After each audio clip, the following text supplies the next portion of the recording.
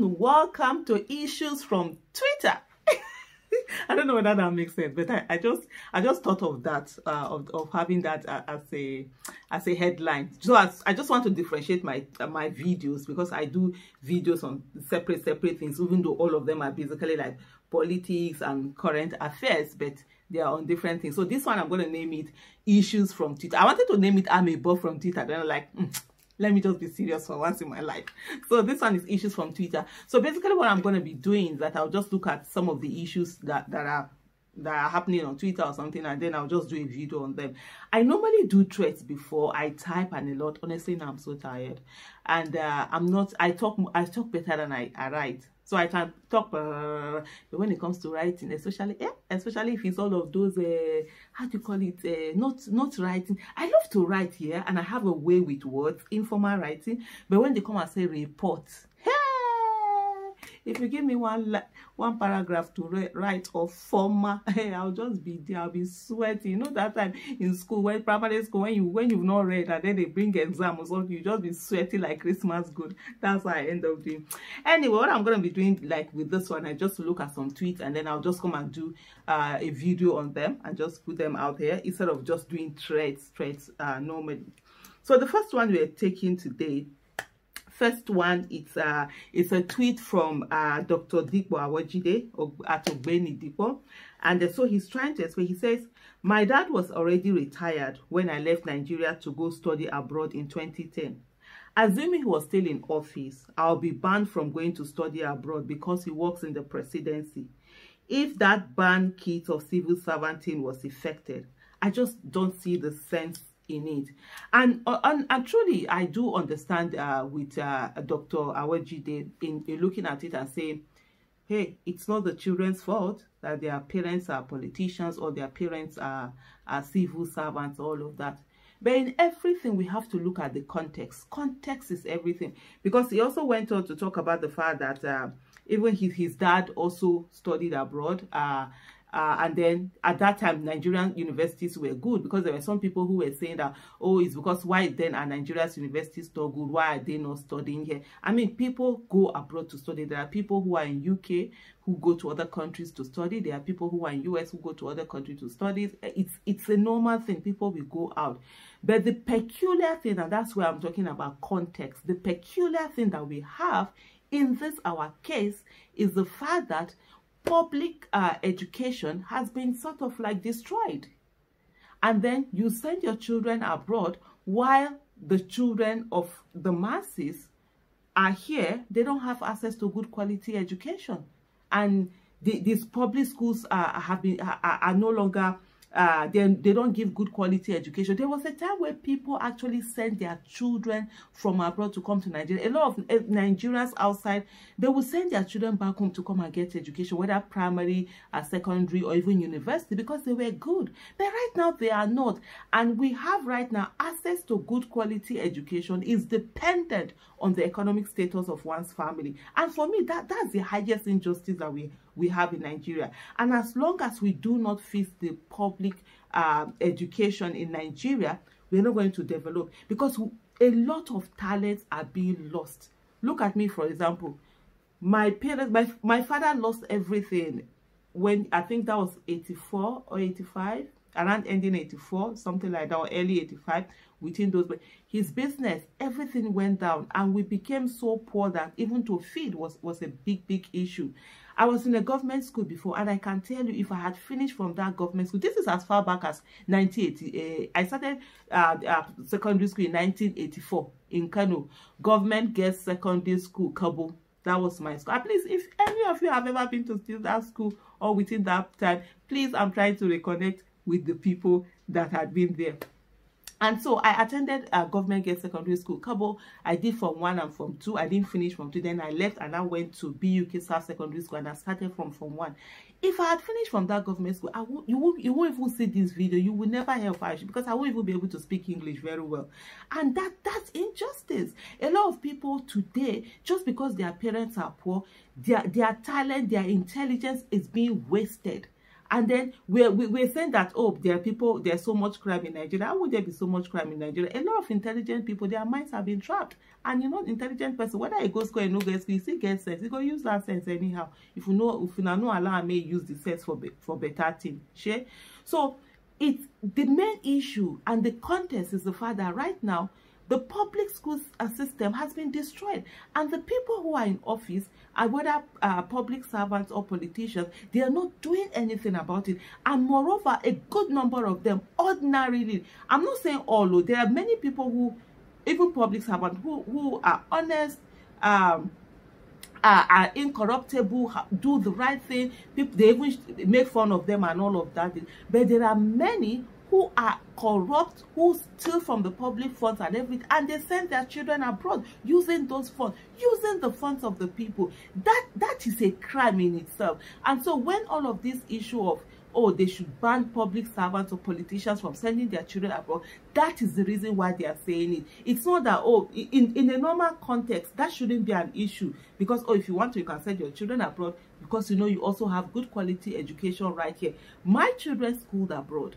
Right from when we gave birth to our children, I think even before I gave birth to our children, I set my goal, by the grace of God, my children, I'm sending them abroad. Because I am one kind of a person, I look at issues far ahead before even people begin to look at them. Like, I will tell you, when I was less than 12 when I've already mapped out of my life how I want, and somehow, thank God, it went the way I was looking at it, the number of children I wanted, when I wanted to even stop giving birth, all of those things. So I look ahead on issues, and I had seen it from a long time ago that, look, the way universities were going, I said we will get to a place where universities will become like primary school. A lot of people are shouting about ASUU, oh, ASUU strike, ASUU on strike, why government.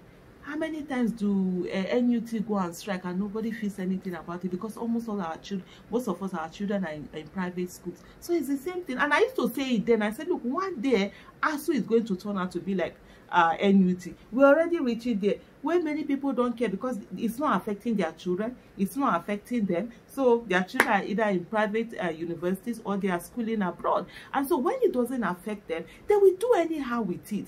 And so that's why this very issue is coming on. I started planning that, oh, my kids, their university, they will do it abroad. Whether I should say fortunately or unfortunately, in short, our son had to leave Nigeria after his JS3, which is year 9, right? Because they went to a school, the school they went to, Regent Secondary School, the Regent Secondary School in Abuja. They do British curriculum, everything is British, and so they do year 9, but it's equivalent to our JS3.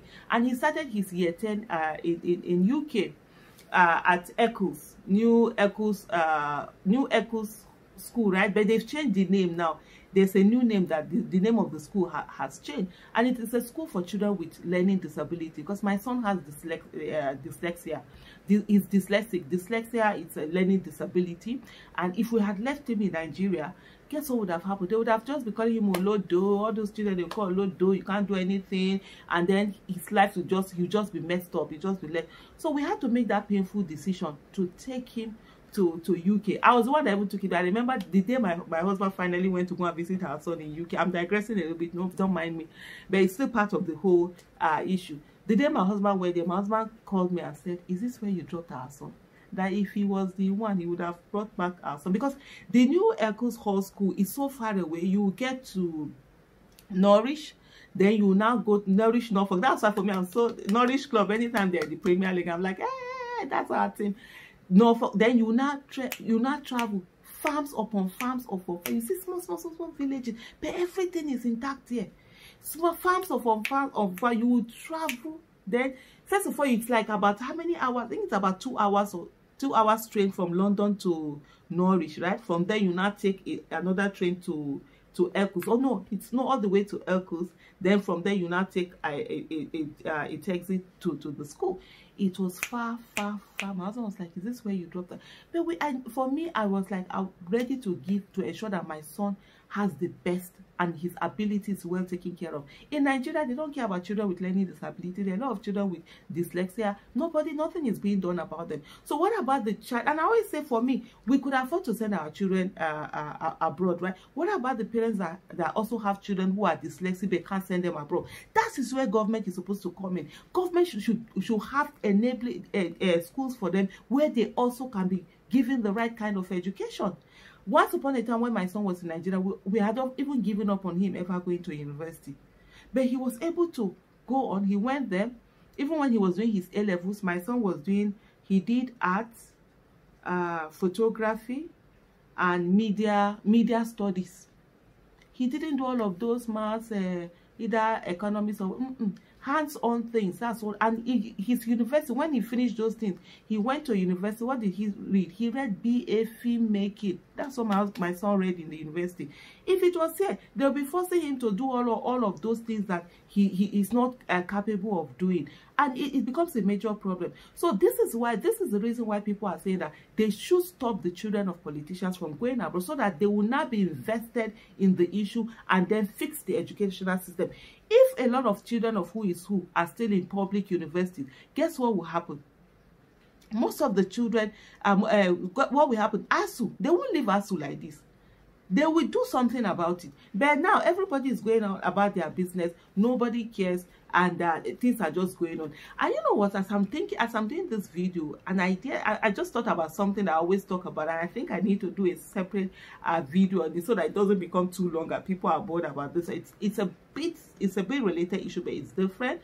It's on the fact that our children no longer meet, and that's something that really should worry us.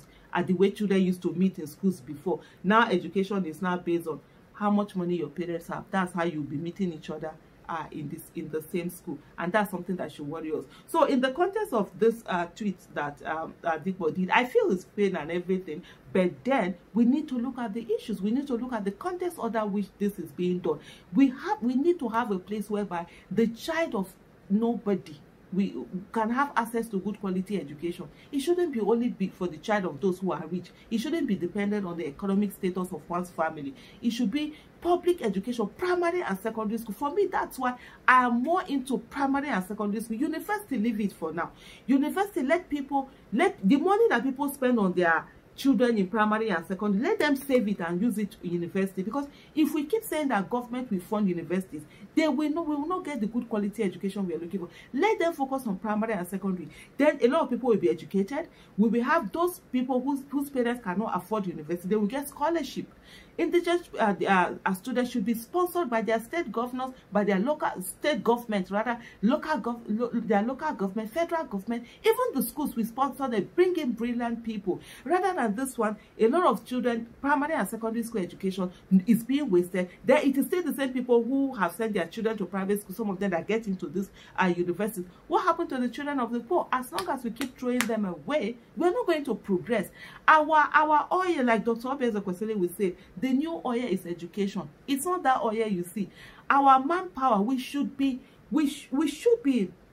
you know, getting people who are educated, educating people and sending them abroad. Even if it's trained doctors, let's train a lot of Nigerian doctors that can do. When they go out, they will remit back home. It will be what will be bringing in the foreign exchange we are looking for. Instead of getting it from oil, we'll be getting it from people. But I think this video is becoming long. And when it comes to education, honestly, I'm so excited about it. It's one of those my thing. So I can talk for Africa on it, but I'm just gonna stop here. So this is it. Let's see how this series goes. You'll be seeing issues from Twitter. Thank you and bye.